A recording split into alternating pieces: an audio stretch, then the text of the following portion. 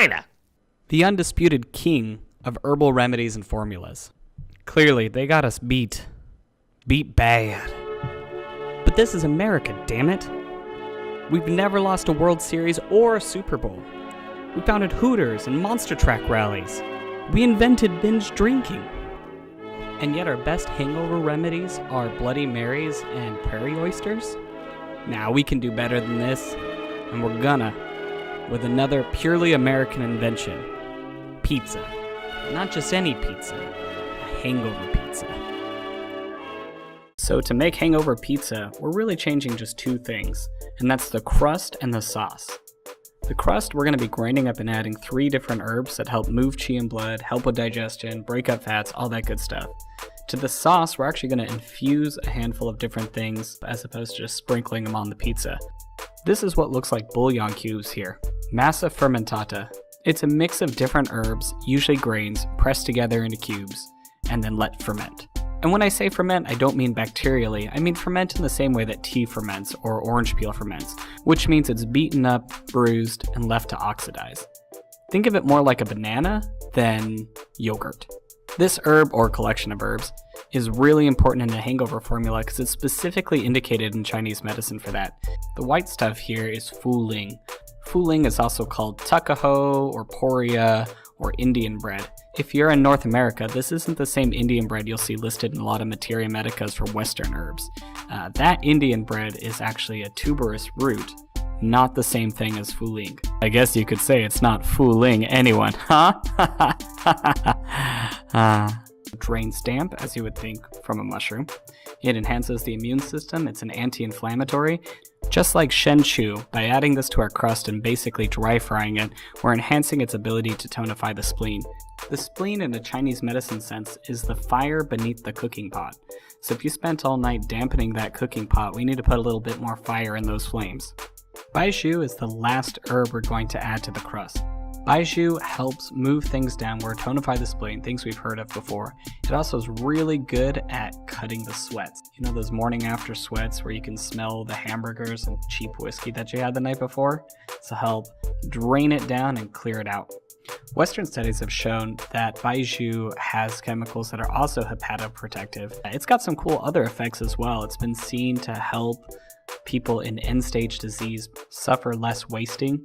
There's even been some research that burning the herb and inhaling the smoke or having the smoke fill a room will cut down virus activity. So if you fall asleep and burn your pizza, at least you know you're probably not going to catch a cold. I'm grinding these herbs in my trusty coffee grinder. Long has it suffered. Built for coffee. Forced to labor under the hot sun grinding herbs it was never meant to touch. It says, "Please, put me out of my misery." My ears are deaf to its cries. At the store, you'll either see it as these flat white sheets packed together in a box, or you'll see it in little white cubes. Either one is fine, either one is going to work pretty much the same. If you see something called fu ling pea, that's actually the skin of the mushroom. It's not as good for what we want here, it's more for edema and draining out dampness, but it could work in a pinch. Fu shen is another cousin of fu ling. Fu shen is more sweet, more neutral, more nourishing, good if you're all pissed off in the morning. That's why you will hear me talk about tonifying the spleen or improving the spleen or enhancing the spleen. We're not actually affecting the organ of the spleen, but rather the energies around it. It's a pretty new age way of talking about it, but there's enough scientific evidence to back it up. And that's if we ignore the 5,000 years of Chinese medicinal history behind it. After a quick grind, I'm just running it through a coarse filter just to get out the big chunks. I just don't want to be chewing on any bits of wood when I'm eating my pizza in the morning. The way we're adding it to the pizza actually changes the qualities of the herb. By baking it, we're reducing its dispersing action, but we're strengthening its ability to help the spleen, help the stomach, move things downward. If you burn it a little bit, it'll actually really help with food stagnation, but at that point you're just eating charcoal. It probably would have been smarter to make dough from scratch, but I'm preparing for a long night out, so I just bought a wad of dough at the grocery store. For $1.50, it's worth the saved labor. Just throwing all the herbs on a clean countertop. Well, you don't know that it's not clean, but it's clean enough. The heat'll kill everything, right? Anyway, throwing all the herbs on the table, rolling the dough ball onto it, soaking up as much of the herbs as possible. You might get a little bit of crustiness from it. Just wet your hands and keep working the dough. You'll get most of it in there. And if we're looking at a weight, we're looking at 6 to 10 grams of each herb. If we're looking at it in terms of volume, there's probably about 2 tablespoons, a tablespoon and a half to 2 tablespoons of each herb rolled into the dough. It's not an exact science. Well, I mean, sure, some people treat it like an exact science, but we're making hangover pizza. You just want to make sure it's distributed fairly evenly and that you're not going to eat the entire pizza on one sitting. None of these herbs are known to be toxic, but we're still dealing with medicinal ingredients here. We don't want to go killing ourselves over a pizza.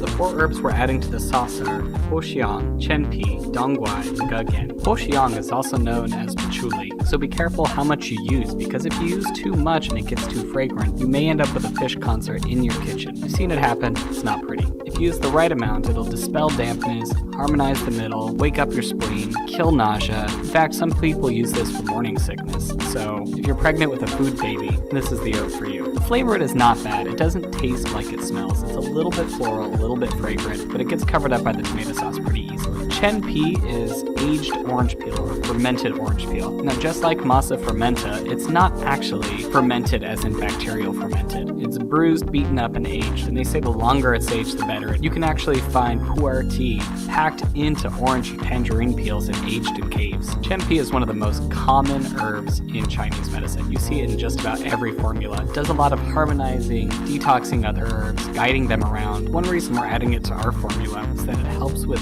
digestive distension. So when you get that weird gut feeling in the morning where you just feel super bloated, this helps cut it down. Studies have shown that extracts of chenpi are really great for helping reduce the damage of a high-fat diet. It also is shown to help with diabetes and obesity. Another study actually showed that the longer the orange peel is aged, the higher its bioactive components were. So don't just peel an orange and throw it in there. I'm taking all of these herbs and I'm putting them straight into tomato paste. Now, in my video here, I'm using tomato sauce, which I found out was the wrong way to do it, because when you try to get everything out, you get all these woody bits.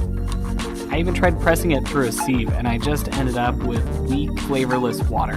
Bring it to a low simmer on the stove and let it sit for about 20 minutes. You'll feel the herbs start to soften up, and that's how you know you're starting to get some of the good stuff out of there. I'm adding a little bit of olive oil as well. Herbs tend to have compounds that are water-soluble and fat-soluble. The water-soluble ones will come out in the water, but the fat-soluble ones need something to carry it through. Adding a little extra fat will help pull out all the good stuff. Dongguai is the next herb. It's also known as Chinese angelica, though I like its literal translation, which means husband shall return back to his wife. The subtext being that it helps ladies get in the mood. Though in a more Western sense, it decreases inflammation, decreases headaches, boosts your immune system, and helps with anemia and fatigue. I guess if I had a headache, a cold, and anemia, I probably wouldn't be in the mood either. In a Chinese medicine sense, it's going to tonify the blood, invigorate and harmonize the body, disperse cold, moisten the intestines, move stuff out, reduce swelling. It does a lot of good for one plant. The last herb in the mix is kudzu root, which is also known as gugen. Now this is the same kind of kudzu you see taking over the south. What's funny is that this was introduced on purpose as a way to stop soil erosion. People were actually paid to sow the seeds of kudzu into their farm soil. And we all saw how well that worked out for us. Though despite its rapid growth and takeover of local ecology, it is really good at making all sorts of things. And it's loaded with medicinal compounds. The most prevalent one is purulin. Purulin? Purarin. P-U-E-R-A-R-I-N. Look it up yourself. The compound has been studied for cardiovascular disease, cerebral disease, diabetes, Parkinson's disease, Alzheimer's, endometriosis. It's been listed as a protectant for the heart, the brain, an antioxidant, an anti-inflammatory, a pain reliever. It helps grow bone. It helps inhibit alcohol. In a Chinese medicine sense, it's really good for relaxing the muscles, relieving headache, generating fluid, stopping diarrhea. What else can I say? It's a cheap, easy plant that does a lot of good stuff for you. Once you've got the dough mostly on the stone, keep rolling it out till you're as close to the edges as possible. Don't worry if the dough doesn't go all the way to the edge, because after a little bit, the yeast will wake up some more and spread out. Once you got it pretty well on there, go ahead and start ladling on your infused red sauce. Some people like to pre-cook their crust so it doesn't get too soggy, but I like having the sauce soak in a little bit. I'm adding a lot of cheese to my pizza because cheese is an important cure-all for a hangover. You get fats, you get protein, you get oil, you get a little bit of vitamins and minerals. The whole thing kind of just helps soak all the gunk up. No real science behind that one. I'm using just a bag of shredded white cheese, and then I'll top it with some Irish cheddar. Olives are another good source of fat, plus good flavor. They have some unique compounds too that make them great for a hangover pizza. One is the antioxidant tyrosol and its cousin hydroxytyrosol. There hasn't been a ton of research done on these, but they have shown to help prevent heart disease. The other compound is oleonic acid. Oleonic acid is a hepatoprotective, meaning that it helps protect the liver. So if you're looking at 2 nights of damage, throw some extra olives on your pizza. Oleonic acid is also an anti-inflammatory and keeps blood lipid levels down. In China, it's actually synthesized into a drug. Next, I'm adding artichoke hearts. Artichoke hearts have great flavor, they got tons of fiber, they got a lot of protein for a plant, and their specific kind of fiber that they have is called inulin. Inulin's really great because it digests early on. Inulin's part of a new hipster class of probiotics called prebiotics. Prebiotics give fuel to bacteria that live in your gut, and inulin in particular has been shown to feed good bacteria while inhibiting bad bacteria.